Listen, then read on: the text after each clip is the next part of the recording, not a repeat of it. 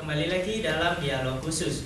Dirjen Pajak memberikan fasilitas mengimbau kepada masyarakat untuk segera melaporkan SPT tahunannya hingga tanggal 28 April 2017. Atau jika wajib pajak tidak ingin dikenakan denda, maka bisa menggunakan fasilitas e-filing yang bisa dilakukan sampai tanggal 30 April 2017. Begitu Bapak ya? Ya. Bapak, setelah masyarakat melaporkan SPT tahunannya, apakah dari Kanwil DJP Jatim 1 sendiri menemukan mereka wajib pajak yang mempunyai kewajiban utang pajak gitu? Oke. Jadi SPT tahunan yang disampaikan oleh wajib pajak itu ada, bisa dikatakan 3 jenis SPT. Yang pertama adalah SPT-N atau SPT nihil, di mana wajib pajak menyatakan bahwa apa yang sudah saya bayarkan pajaknya dengan kewajiban pajaknya itu adalah benar, nol. Kemudian yang kedua adalah SPT menyatakan kurang bayar, yaitu adalah apa yang sudah saya bayarkan di tahun kemarin itu ternyata dibandingkan dengan kewajibannya itu masih ada kekurangan bayar pajaknya. Kemudian yang ketiga itu SPT menyatakan lebih bayar, yaitu di mana wajib pajak menyatakan bahwa apa yang sudah saya bayar kemarin kelebihan loh, tolong balikin dong duit saya, kira-kira kasarnya seperti itu. Nah, tadi sebagaimana Pak Agus jelaskan adalah bahwa setelah SPT tersebut disampaikan kepada kami, kita atau Direktorat Jenderal Pajak itu memiliki suatu hak yaitu melakukan pemeriksaan, atas SPT tersebut. Nah, berangkat dari hasil pemeriksaan tersebut ya, apabila memang ternyata bahwa yang dikeluarkannya itu adalah surat ketetapan pajak kurang bayar, maka berarti bahwa wajib pajak tersebut menurut kami itu memiliki hutang pajak yang harus dibayar atau lunasi. Dan tadi juga sudah dijelaskan juga oleh Pak Agus bahwa kalau misalkan memang ternyata wajib pajak tersebut masih belum bisa menerima atas SKPKB-nya yang dikeluarkan, maka wajib pajak bisa melaksanakan haknya, menggunakan haknya untuk mengajukan keberatan dan juga bahkan banding kemajuan pajak.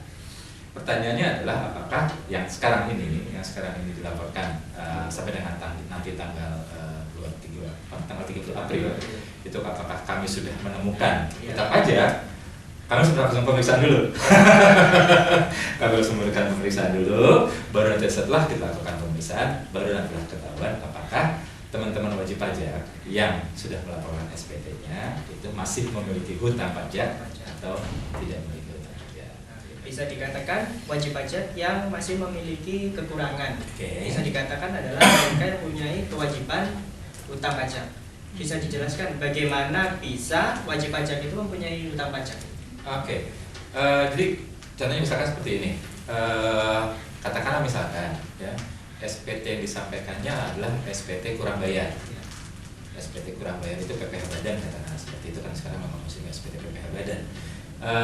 Di tahun kemarin itu mereka ada kewajiban melakukan angsuran PPh pasal 25, pembayaran setiap bulan. Katakanlah misalnya 100.000 per bulan, ya, sehingga kemudian setahun kan terkumpul berapa 1,2 juta, ya 1,2 juta kan pasal 25-nya.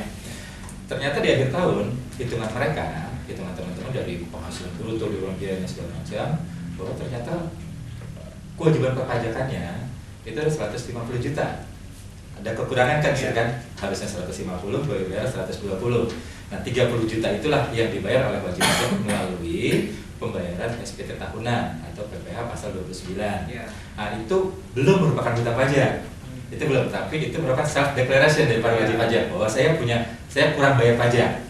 Nah, baru apabila nanti sebagaimana tadi Pak Agus sebutkan adalah bahwa berdasarkan data apa ini segala macam, jadi kan ternyata kita dapatkan informasi harusnya bayar pajak bukan 150 tapi 200. Nah, itu kita sampaikan dulu sama wajib pajak tuh, benerin dong SPT-nya, kamu kurang bayar 50 juta gitu kan. Tapi kalau misalkan ternyata masih belum melakukan pembetulan gitu ya Pak Agus ya, kita masuk ke area berikutnya, pemeriksaan. Nah, itu baru keluar SKPKB, ketetapan yang nilainya pokoknya ada 50 juta rupiah itu tadi, plus sanksinya kalau udah kayak gitu. Nah, itu baru muncul yang disebut dengan hutang pajak.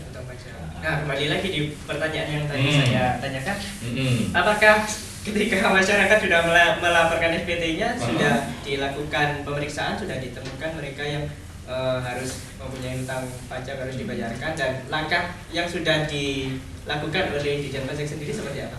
Oke. Ini berarti bukan SPT yang sekarang ya, saya sudah kemarin. Ya. Sudah ada beberapa wajib pajak yang dilakukan pemeriksaan dan bahkan memiliki utang pajak itu bukan hanya akibat SPT tahun 2015 saja, tapi juga bahkan hasil pemeriksaan yang dulu pun juga masih ada beberapa wajib pajak yang belum melunasi utang pajaknya. Lalu langkahnya seperti apa yang sudah dilakukan oleh Ditjen Pajak sendiri ketika sudah ini sudah jelas ini dia ada utang pajak? Oke. Brief ya, nanti akan ditambahkan sama Pak Agus secara detailnya nih. Jadi tentunya adalah bahwa yang pertama berdasarkan undang-undang penagihan pajak dengan surat paksa itu kan ada beberapa macam prosedurnya. Yaitu kita ingatkan sama wajib pajak. Tolong dong, kasarnya kalian punya utang pajak nih, tolong bayar dong, misalnya sebesar sekian. Apabila tidak dilakukan dilakukan pembayaran pajak dalam waktu sekian, maka benar kita akan melakukan ini, akan melakukan ini dan sebagainya. Pak Agus, masyarakat Surabaya sendiri sudah tahu dan bukan menjadi rahasia umum ada wajib pajak, yaitu sebuah badan mereka mempunyai utang pajak dan sampai dilakukan pembekuan rekeningnya, bisa dikatakan pemblokiran rekening. Apakah sesuai dengan undang-undang dan aturan dari Ditjen Pajak sendiri? Itu sudah sesuai dan itu adalah kewenangan dari Ditjen Pajak sendiri. Baik, terima kasih. Jadi sebelum saya sampai ke sana, saya perjelas dulu informasinya Pak Ardi yang menurut Pak Ardi. Jadi ketika wajib pajak sudah diperiksa, sudah keluar ketetapan, tadi kita cerita di yang pertama tadi ada keberatan, banding dan sebagainya. Ketika sudah diputuskan oleh pengadilan pajak atau SKP kalau wajib pajak tidak melakukan upaya hukum, maka utang pajak ini kita sebut inkrah. Sudah menjadi pasti. Ketika utang pajak ini sudah menjadi pasti, di situ Direktorat Jenderal Pajak punya hak untuk menagih pajak tersebut. SKP itu punya jangka waktu 1 bulan, jatuh temponya. Ketika kami keluarkan ketetapan, wajib pajak punya waktu 1 bulan untuk melunasi utang pajaknya. Ketika 1 bulan tidak dilunasi, kita masih punya waktu 7 hari untuk memberitahukan kepada wajib pajak melalui yang namanya surat teguran. Kita berikan teguran kepada wajib pajak, Bapak, Ibu punya kewajiban untuk melunasi utang pajak. Ini besarnya sekian. Teguran. Sifatnya itu adalah untuk memberitahukan kepada wajib pajak bahwa dia punya utang pajak. Apabila surat teguran ini masih juga diabaikan karena sesuatu hal yang kesibukan atau apapun namanya, maka pada saat lewat dari 21 hari dari tanggal surat teguran itu, kami akan menerbitkan yang namanya surat paksa. Kita dengan surat paksa, kita sudah memaksa wajib pajak. Dalam hal ini baru menyampaikan surat, Pak, Ibu, ini loh sudah keras kami demi keadilan peraturan yang Maha Esa. Suratnya ini, kami punya kewajiban, Anda punya kewajiban untuk membayar utang pajak kepada negara sebesar yang tertera dalam surat paksa itu. Nah, ketika surat paksa sudah kami layangkan, lewat dari 2 hari, kami boleh melakukan tindakan penagihan berikutnya. Apa itu? Itu adalah namanya sita. Sita dalam hal ini ada beberapa jenis. Sita itu bisa macam-macam, Mas Timothy. Ada sita aset, ada sita rekening, ada sita badan, ya gitu ya. Nah, ini ada beberapa jenis. Kalau kita melakukan sita misalkan, wajib pajak ini punya aset mobil misalnya gitu ya. Utang pajaknya sekian, kita taksir akan lunas dengan mobil ini, kita sita mobilnya. Berarti sesuai dengan besaran hutang yang dikenakan. Kita perkirakan seperti itu. Semaksimal mungkin kita upayakan ya. Di lapangan pasti akan ada perbedaan-perbedaan. Tetapi kita upayakan semendekati harga utang pajaknya itu. Nah, dia punya rumah utangnya sekian ya, berarti kita sita rumahnya dan sebagainya seperti itu. Itu kalau kita sita aset, gitu kan. Bisa juga kita menyita rekening wajib pajak. Rekening wajib pajak itu bisa tabungan, bisa deposito, portofolionya, apapun yang di bank itu kita bisa berhutang. Kita blokir istilahnya, kita blokir. tidak hanya rekening deposito, tabungan, apapun yang di bank, saham pun bisa kita lakukan pemblokiran. Kalau wajib pajak punya saham yang listing di bursa sana, ketika dia punya utang dan itu nggak dilunasi, kita bisa blokir. Kita beritahukan kepada bursanya di sana buat ini tidak boleh dijual perjualbelikan. Iya. Itu boleh, gitu ya. Ini yang terjadi dan itu adalah prosedur kami yang standar. Iya. Tidak ada yang istimewa dari kegiatan itu. Banyak wajib pajak yang melakukan seperti itu, gitu ya. Itu rutin, rutin. Setiap wajib pajak kalau dia nggak mau ngasih, itu kegiatan-kegiatan yang dilakukan, gitu ya. Kemudian kalau sita fisik, blokir sudah dan sebagainya, kita masih punya hak untuk mencekal wajib pajak agar tidak perorangannya. Dalam hal ini kalau wajib pajaknya orang pribadi ya Pak dia orang pribadinya itu yang kita cekal, gitu ya. Kalau dia berbentuk badan, PT, CV, firma, kongsi, BD segala macam itu, yang kami cegah adalah pengurusnya. Pengurusnya kami cekal sehingga tidak diperbolehkan untuk bepergian ke luar negeri. Oke.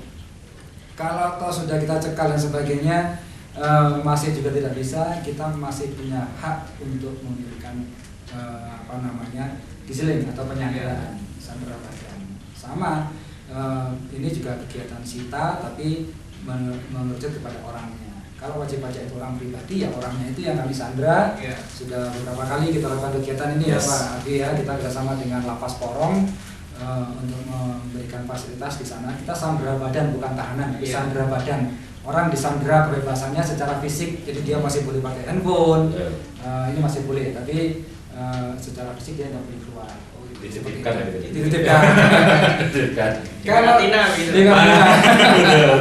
Kalau itu berbentuk badan, tadi seperti saya bilang PT, sifat segala macam itu tadi, ya pengurusnya yang kita berikan giseling, kita sandera seperti itu.